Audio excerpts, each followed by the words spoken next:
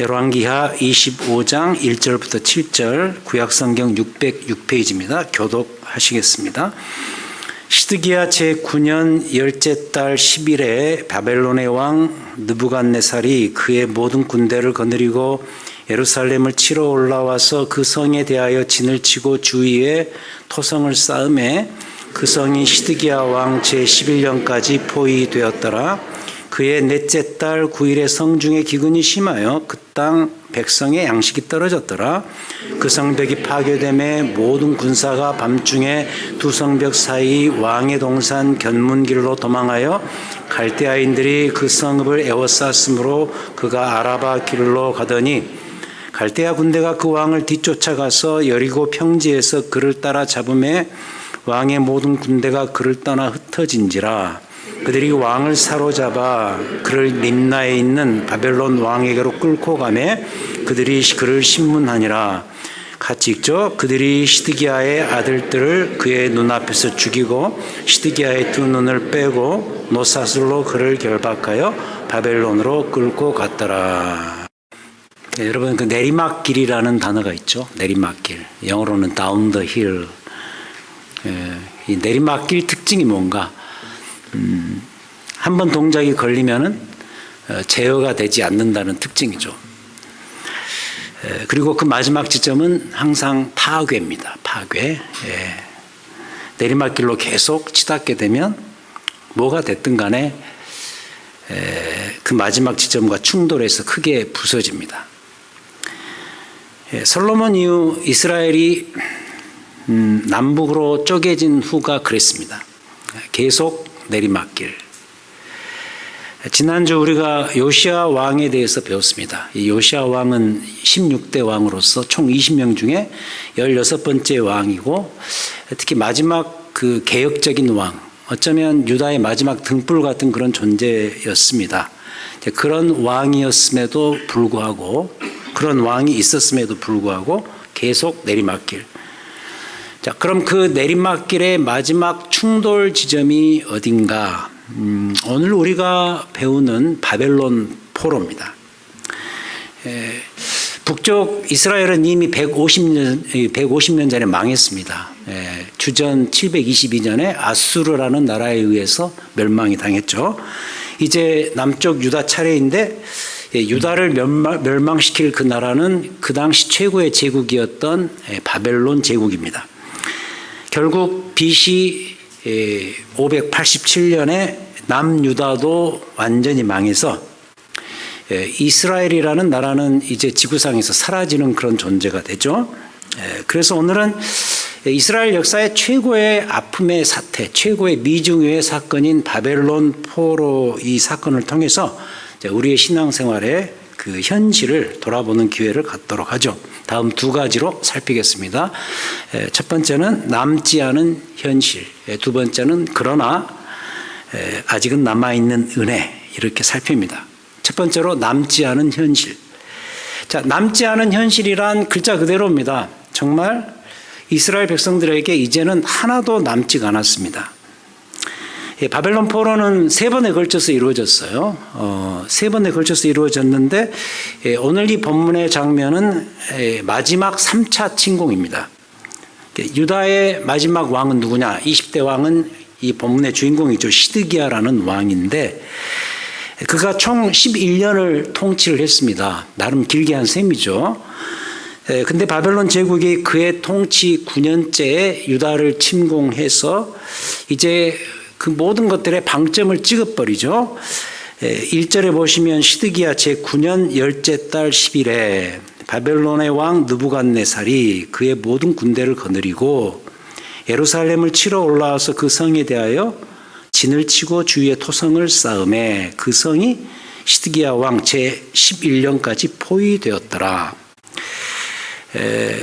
그러니까 그 2년 동안, 9년째, 11년을 다스렸는데 9년째 그 성에 쳐들어와서 그 성을 포위하죠. 2년 동안 포위를 해서 이스라엘의 씨를 완전히 말려버리는 장면입니다.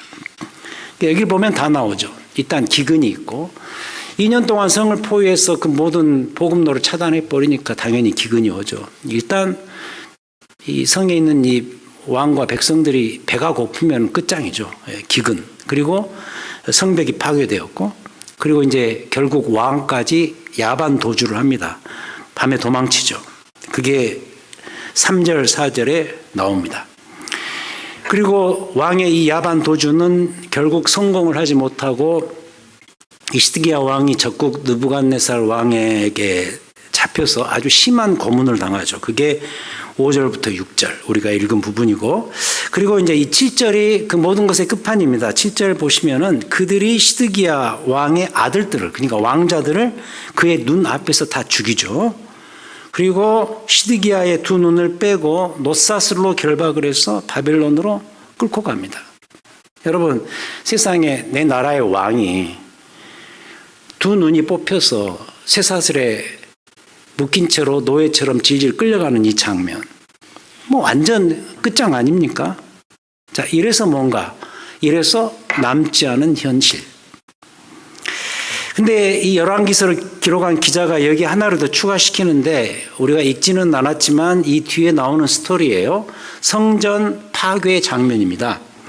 8절부터 17절 길게 설명됩니다만은, 앞에 2차 침공에서는 주로 성전 보물을 중심으로 가져갔거든요. 그러니까 정말 고귀한 보물을 중심으로 2차 침공 때 다 가져갔어요. 근데 이번에는 이 3차 침공에는 그나마 남아있던 성전 관련의 기물들, 심지어는 건물의 일부까지 뜯어가 버리는 그런 사태가 벌어집니다.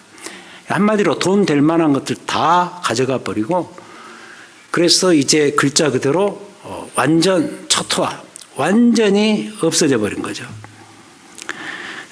여러분, 이스라엘에게 이 성전은 굉장히 의미가 있습니다. 이 성전이라는 곳은 그 갖고 있는 상징성 의미가 대단한 거죠. 그 안에 언약궤가 있고 하나님의 임재가 있기 때문에 이스라엘 백성들에게는 너무나도 중요한 것이고, 그래서 이 북이스라엘이 다 망해도 예루살렘 성전이 있는 이 남유다가 끝까지 버텼는데, 이제 이 성전마저도 이제는 그들 눈앞에서 사라지고 만 거예요. 이건 역시 뭔가 남지 않은 현실이다. 그래서 이 남지 않은 현실을 놓고서 구구절절 그 아픔으로 쓴 시가 바로 그 여러분 아시는 예레미야 애가서라는 책입니다.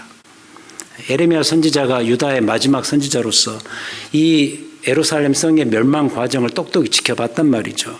얼마나 애가 닳고 속이 달았으면은 구구절절 살을 내는 그 아픔을 가지고서 그 장문의 글들을 썼을까요? 우리라도 그러겠죠. 우리도 뭐 우리 나라가 망하고 특히 이 나라의 왕이 이 노예처럼 끌려가는 이런 시점에서 나라가 실종되는 이것을 바라보면서 우리라도 그런 아픔을 노래하지 않겠습니까? 그래서 이 예레미야 애가서는 그들의 남지 않은 현실을 노래했던 정말 크나큰 슬픔의 책이었습니다. 여러분, 우리도 살다 보면은 이런 식의 좌절의 순간이 있어요. 특히 우리 어르신들 세대에서는 이런 일들을 뭐 직접 경험하셨죠. 전쟁이 많았고 정치적으로 혼미했던 그런 순간들. 얼마나 좌절의 순간이 많았겠습니까? 현실적으로 뭔가 남지 않은 현실 같은 것. 그때 생기는 마음은 아무래도 좌절감이죠. 절망감이죠. 이런 게 찾아올 수밖에 없어요. 저 개인적으로도 이 비슷한 경험을 했어요. 젊었을 때. 그때 정말 내 곁에 하나도 뭔가가 남지 않는 그런 상황. 하나도 남지 않는 상황. 일단 좀 경제적인 면에서 그랬어요. 그 호주머니에 그 딱 그때 그날 남았던 돈이 갈비탕 한 그릇 값이었습니다. 그때 이제 사당동에서 한 교회에서 제가 중고등부 전도사 할 때였던데, 그때 이제 그날 저녁을 먹기는 먹어야 되겠는데 교회 예배 끝나고 한 밤 9시쯤 됐나? 그때 다 주일 저녁 예배가 있었으니까 먹어야 되겠는데 딱 보니까 갈비탕 딱 한 그릇 값. 사당동 시장 한 그 식당에서 그 갈비탕을 사 먹었는데, 그래서 저는 지금도 갈비탕을 먹으면 그때 생각이 나요. 제게는 이 갈비탕이 뭐라 그럴까, 이 추억의 음식입니다. 그런 면에서. 그럼 경제적으로만 그랬는가? 그게 아니죠. 여러분, 경제적으로 힘들면요, 정신적으로도 똑같이 그렇게 돼요. 그러지 않습니까? 일단 의지할 사람이 없는 거죠. 의지할 사람이 있는 것 같아도 별로 신뢰가 가지 않고, 그냥 이 세상에 나 혼자 덩그렁 남아있는 것 같은 그런 느낌. 이 남지 않은 현실이죠. 남지 않은 현실. 아마 여러분들에게도 그런 때가 있었을 거예요. 그리고 어쩌면 지금이 누군가에게는 그런 순간일 수 있고요.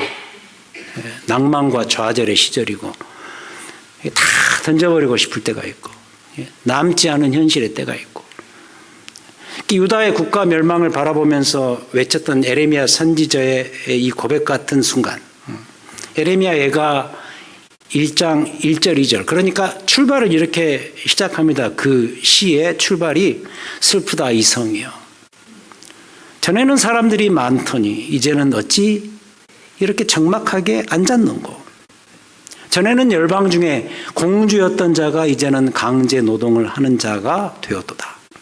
밤에는 슬피우니 눈물이 뺨에 흐르며 사랑하던 자들 중에 그에게 위로하는 자가 없고 친구들도 다 배반하여 원수들이 되었도다. 비유를 통해서 그 예루살렘 도성의 멸망을 이렇게 표현하고 있는 거죠. 다 없어져 버리고 남지 않은 현실을 노래하는 그래서도 저는 이스라엘 왕들의 역사를 지켜보면서 좀 허무하다는 생각이 들지 않을 수가 없어요. 특히 이 열왕기서, 역대상하, 이스라엘의 그 기나긴 역사의 그 왕들의 역사를 다루는 책인데 그때 자연스럽게 드는 생각이 이 허무감이죠. 솔로몬 이후로 나라가 분열되면서 계속 내리막길로 가는 이걸 우리가 왜 이렇게 시간과 에너지를 들여서 지켜봐야 되는가. 세속 역사 관점에서만 보더라도 정말 별것도 아닌 것처럼 보이는 이 나라, 이 조그마한 나라, 이들의 멸망의 역사에 우리가 왜 이토록 관심을 가져야 될까라는 이런 회의감이 드는 게 사실입니다. 자, 그러나 성경이란 책은 분명한 목표를 두고서 기록된 책이에요. 다 이유가 있을 것이다. 분명코 여기에는 이유가 있을 것이다. 그렇다면 오늘 우리는 이 지점에서 그 이유를 찾아야 돼요. 반드시 찾아내야 됩니다. 왜 이런 이야기를 기록하고 왜 이렇게 슬픈 현실로 마감되는 장면을 우리가 성경의 한 챕터를 통해서 지켜봐야 되는가. 이유가 있을 것이다. 그런 점에서도 오늘 이 설교가 이런 식의 어떤 아픔의 푸념만으로 끝나서는 안 되죠. 해결책이 있어야죠. 신앙이란 결국 회복에 있지 않겠습니까? 회복이 돼야 돼요. 그렇다면 이 완벽한 멸망, 이 total destruction, 이게 변해서 언젠가는 온전한 회복으로 이루어질 그날이 반드시 올 거라는 사실이죠. 그게 바로 이 두 번째 제목이에요. 남아있는 은혜. 그러나 아직은 남아있는 은혜. 그러니까 이 남아있는 은혜가 어쩌면 일본에서 이런 아픔, 남지 않은 현실을 이야기를 언급을 해야 되는 이유였다는 거죠. 그럼 이 남아있는 은혜, 어쩌면 남아있어야 되는 이 은혜는 어떤 것인가? 이 남아있어야 되는 이 은혜의 정체는 뭔가? 이걸 알아야죠. 한 장 넘기셔서 25장 가장 마지막 부분, 25장 가장 마지막 부분, 열왕기하의 이 긴 책의 열왕기상하의 가장 마지막 부분, 이런 기록이 있어요. 여기에서 그 단서를 발견할 수가 있어요. 27절, 25장 27절. 느닷없이 한 왕의 이름이 나옵니다. 유다의 왕 여호야긴이 사로잡혀 간 지 37년 곧 바벨론의 왕 에윌 브로닥이 즉위한 원년 12월 그달 27일에 유다의 왕 여호야긴을 옥에서 내놓아 그 머리를 들게 하고 그에게 좋게 말하고 그의 지위를 바벨론에 그와 함께 있는 모든 왕의 지위보다 높이고 그 죄수의 의복을 벗게 하고 그의 일평생에 항상 왕의 앞에서 양식을 먹게 하였고 그가 쓸 것은 날마다 왕에게서 받는 양이 있어서 종신토록 끊이지 아니하였더라. 이렇게 기록합니다. 무슨 이야기인가? 여호야긴이라는 왕의 석방에 대한 이야기거든요. 이 여호야긴 왕이 누구냐? 유다의 19대 왕입니다. 20명의 왕 중에서 끝에서 두 번째. 16대 지난주 배운 요시야 왕의 손자였고 마지막 20대 왕 시드기야 왕의 조카예요. 이 사람은 겨우 3달짜리 왕이었습니다. 여러분 왕인데 3달 왕이었습니다. 그리고 가장 큰 규모였던 2차 바벨론 침공 때 대표적인 포로의 주인공으로 잡혀간 왕이에요. 얼마나 비극입니까? 근데 이 구절에서 보는 대로 이 왕은 다른 왕들과는 달리 바벨론으로부터 그나마 후대를 받습니다. 제가 그나마라 그랬어요. 그나마라고 말한 이유는 뭐냐면 이 사람이 잡혀간 지 37년간은 옥에 있었습니다. 후대를 받았다고 좋아할 건 아니에요. 37년 동안 이미 감옥에 있었습니다. 그러니까 그나마죠. 근데 이 열왕기서 마지막 장면, 이 바벨론 포로로 망하는 이 장면에서 마지막 장면으로 이 열왕기 기자가 이 장면을 포착시키는 이유가 무엇 때문일까? 희망입니다. 앞으로 유다 말기에 역사의 중요한 핵심이 될 지난주에 말씀드린 예고해 드린 것처럼 남은 자 이것 때문입니다. The remnant, 남은 자 때문입니다. 예를 들어서 포로로 잡혀간 경건한 남은 자들이 때가 되면 70년이 지나면 본토로 귀환을 할 거예요.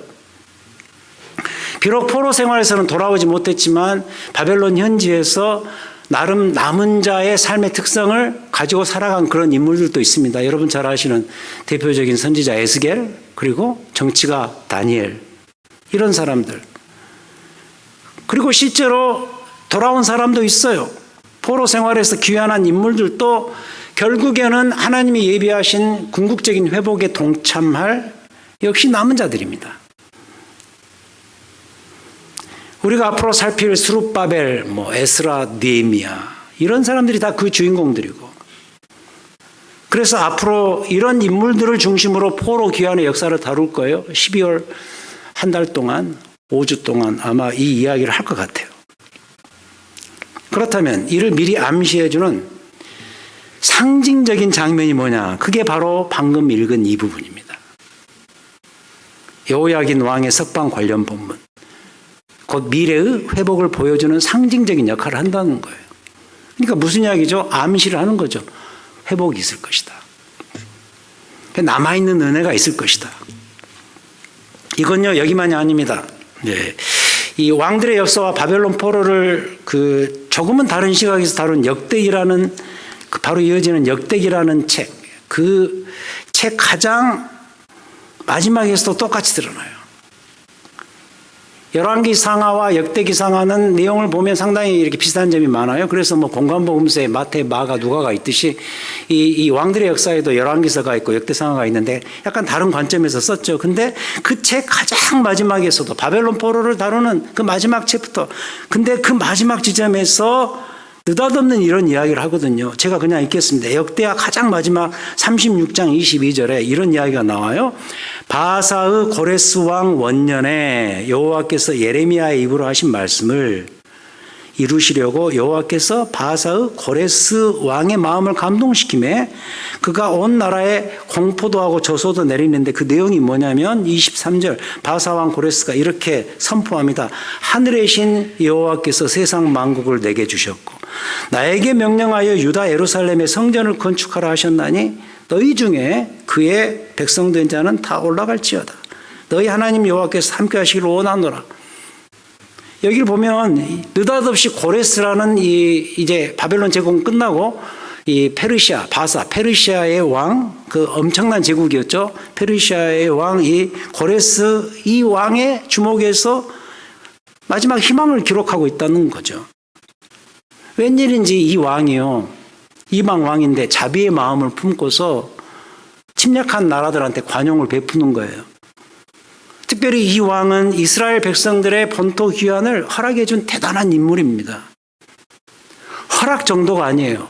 이 왕만이 아니라 이 왕 이후에 그 제국들의 왕 보면 에스라, 느헤미야서에 보면 굉장히 현실적인 귀환을 하는데 예를 들어서 재정적으로 후원이 필요하고 왕의 허락이 떨어져야 되고 이런데 다 적극 지원까지 해주는 그런 일들이 벌어져요. 우리가 물어야죠. 그럼 이게 그냥 저절로 된 일인가?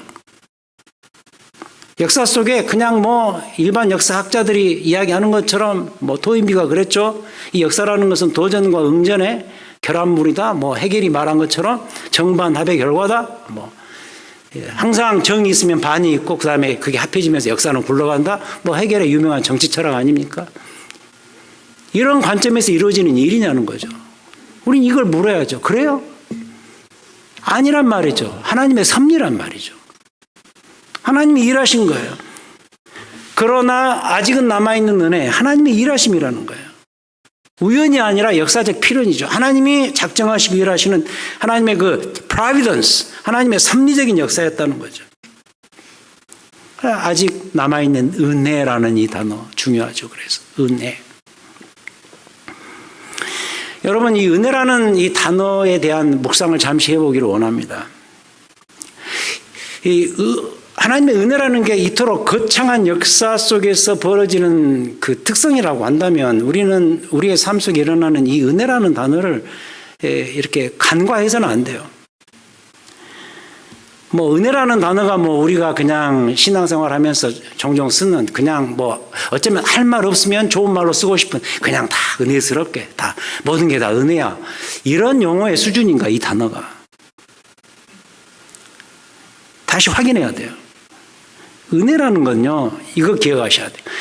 철저하게 모든 것이 하나님에게서 비롯된 사안이에요. 100% 그래요.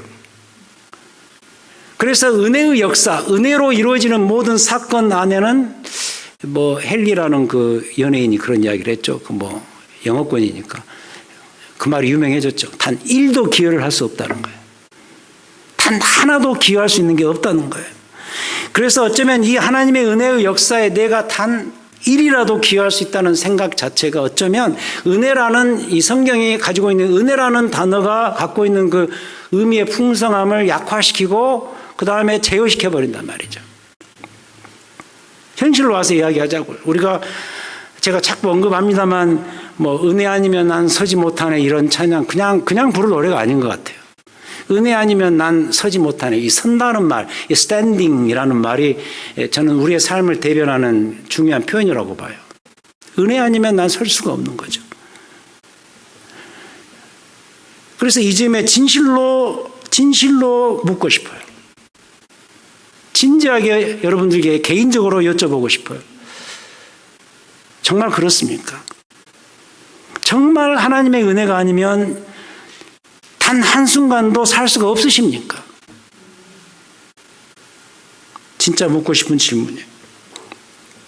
그래서도 저는요, 자수성가 하신 분들에 대한 제 생각이 있습니다. 이 자수성가란 말이 무슨 말인지 아시죠? 내 혼자의 힘으로 가문을 일으킨 정말 대단한 참 좋은 삶이죠. 내 힘으로 뭔가를 이뤄내신 분들 저는 참 훌륭하다고 생각을 합니다. 그러나 어쩌면 그런 분들의 의식 안에는 특히 신앙생활 하시는 분들 가운데 신앙마저도 은혜 중심보다는 내 능력과 내 의지 중심이에요. 가만 보면. 은혜는 잠깐 빌려 쓰는 도구예요. 결국은 내가 중요한 거죠. 내가 한 거예요. 내가 율법을 지키고 내가 주일 성수 잘하고 내가 헌금하고 내가 다 그거 했으니 It's done. 이런 생각 조금이라도 있다면 은혜의 정체를 모르는 분이에요. 여러분, 추수감사절이 다가오는데요. 전 그래서 또 오늘 이 설교가 여러분들에게 하나님의 이 남아있는 은혜에 모든 희망을 거셨으면 좋겠어요. 그 어떤 것이든, 여러분의 삶에 어떤 것이든 남아있는 이 은혜의 희망을, 유일한 희망을 거시라는 거죠. 여러분들의 살아오신 삶의 궤적을 좀 돌아보시면서 진짜로 하나님의 은혜가 아니었으면 이 지금은 결코 존재할 수 없다. 이 마음 가지셔야 돼요.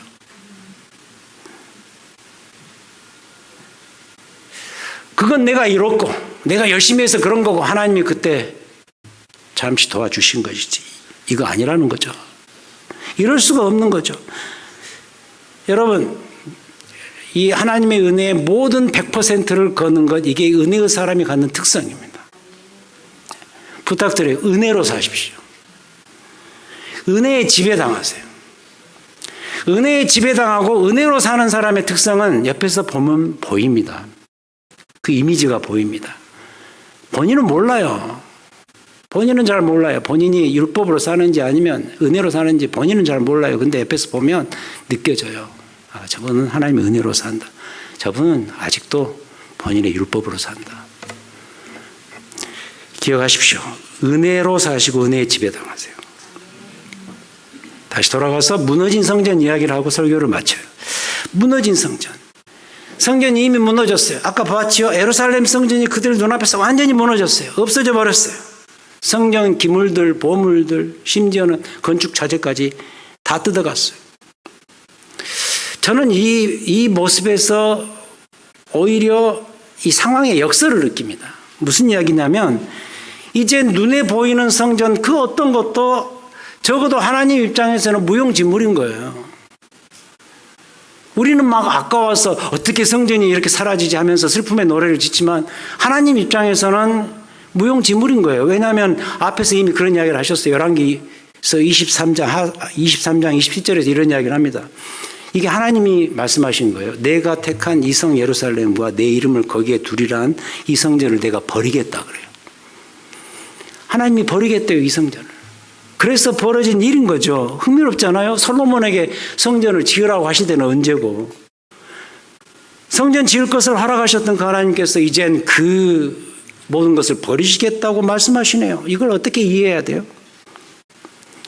결국 이렇게 본다면 이 성전 멸망, 이 성전 파괴는, 바벨론 포로로 인한 성전 파괴는 그 하나님의 그 이상한 약속을 성취시킨 사건이 되고 만 거죠. 이걸 어떻게 이해해야 될까? 저는 이렇게 이해가 됩니다. 하나님 입장에서 나 이제 이런 거 필요 없다는 거예요. 나 이거 필요 없다. 그럼 자, 마지막으로 그럼 여기서 끝나면 될까? 아니죠. 성전이 필요 없는 건 아니죠. 궁극적으로 성전은 필요하죠. 성전 대체 존재가 반드시 와야 돼요. 근데 이 성전을 대체할 존재는 놀랍게도 건물이 아니에요. 사람이에요. 누구예요? 예수 그리스도예요. 여기에 대한 증거는 수도 없이 많아요. 에스겔 47장에 나오는 새 성전 환상, 요한복음 2장, 7장, 구구절절 예수 그리스도가 친히 성전 대체 존재로 바로 그분으로 오신 거예요. 오늘 보았다시피 열왕기서 마지막은 절망으로 끝나요. 아주 total desperation. 완벽한 절망으로 끝나요. 하지만 그 절망적 장면들은 미래의 희망적 단서가 된다는 거죠. 그 희망이 뭐죠? 그분이 오셔야 돼요. 그분이 오셔야만 끝나요. 그가 와야 돼요. 왜요? 그가 참 성전이시기 때문에. 그래야만 멸망해 가는 이 이스라엘이 그리고 지금의 우리도 함께 되살아날 수가 있는 거죠. 에스겔서 그 47장에 나오는 새 성전 환상의 그 내용이 뭐죠? 새 성전은, 미래의 새 성전은 회복의 성전이에요. 그래서 그 성전이 오게 되면은 그 문지방에서 흘러나오는 그 물이 온 만물을 소성시키고 회복시키는 그 장면이 그냥 있는 이야기가 아니고 참 성전이신 예수 그리스도가 오셔야 살아나는 거예요. 회복이 있는 거예요. 그럼 마지막 답은 이거예요. 오늘 말씀 다 총괄해서 말씀드리자면 우리를 살릴 수 있는 남은 자 중에 남은 자. 왜냐하면 이 남은 자는 이 마지막 포로기 이후에 유일한 희망이고 회복의 단서가 되니까. 이 남은 자라는 것은 굉장히 중요한 컨셉인데 그 남은 자들 중에 남은 자. 그 남은 자는 누구냐? 우리를 회복시킬 그 참 성전은 과연 누구냐? 그리고 이 두 번째, 그 남아있는 마지막 그 은혜의 시체는 과연 뭐고 누구냐? 예수 그리스도 그리고 그분의 오심입니다. 이게 정답입니다. 근데 그분이 이미 오셨어요. 여러분들에게 이미 오셨어요. 그분의 오심을 우리가 기억하는 절기가 다가옵니다. 혹시 지금 절망의 끝지점을 보고 계시는 분이 계시는지, 내 인생 더 이상 소망이 없구나, 이런 지점에 서 계시는 분 계시는지, 총체적 난국이라고 그러죠. 오늘 썼던 용어들 다 동원해 보죠. 완전 초토한지, 뭘 봐도 보이는 게 없고, 절망의 순간을 보내고 계시는 분이 계시는지. 그러나 한 가지 분명히 해두자고요. 오늘 이 설교 제목처럼 여기서 끝이 아니에요. 여기서 끝나면 안 돼요. 뉴욕 양키스 야구팀 코치가 그런 말 했죠. 맥이 요란가요? 끝날 때까지 끝난 건 아니다. It's not over. It's not over yet until it's over. 끝날 때까지 끝난 것은 아니죠. 우리 인생의 마지막 희망, 마지막 불씨, 예수 그리스도. 그분과 여러분들은 이미 함께 있는 자들이에요. 그가 보내신 보혜사 성령의 도우심으로 살아가는 자들이 바로 우리들이에요. 세상은 그 평안을 줄 수가 없어요. 세상이 알지 못하고 세상이 경험하지 못하고 세상이 전혀 접근해 보지도 못한 그 평안의 소유자, 내가 그 평안을 너희에게 주노라 부활하신 예수 그리스도께서 실제로 그 평안을 제자들에게 나눠주셨잖아요. 약속처럼. 바뀐 정권, 바뀐 대통령이 여러분들에게 이 궁극적 평안을 줄 수가 없어요. 이 평안은 우리 주님이 주시는 이 세상의 유일하고도 독특한 평안입니다. 이 평안의 소유자들이 누구냐? 바로 여러분들이에요. 우리 그리스도인들이에요. 이 감사 시즌에 이 평안을 초대하고 이 평안 안에서 사는 것에 대해서 감사하시고 우리 주님과 함께 주의 함께 하심의 그 약속을 붙들고서 여기서 끝이 아니고 희망 가운데서 소망 가운데서 평안 가운데서 살아가는 우리가 되어야 되지 않겠습니까? 우리의 평안의 유일한 불씨가 되시고 마지막 엔딩이 되시는 우리 주 예수 그리스도, 그분과 더불어 희망 가운데 살아가시는 우리 모두가 되시기를 우리 주님의 이름으로 축원드립니다. 하나님 아버지, 절망의 순간이 있습니까? 지금 뭔가에 아파 있습니까? 어떤 문제거리로 인해서 불안의 시절을 보내고 있습니까? 또 지난 한 주 돌아볼 때 뭔가 되어진 것보다 안 되어진 것들이 더 많다고 생각이 됩니까? 하나님, 이러한 때 세상에 알지 못하는 평안을 제공하신 우리 주께서 나와 함께 하시고 나의 아픔과 나의 절망에 동참하고 계시며 그 회복을 위해서 일하신다는 사실을 분명히 믿고 절망에서 벗어나 희망 가운데 살아갈 수 있는 우리의 이번 한 주여 남아있는 삶이 될 수 있도록 인도하시고 축복하여 주시옵소서. 우리의 평안의 근원 되시는 예수 그리스도의 이름으로 기도하였습니다. 아멘.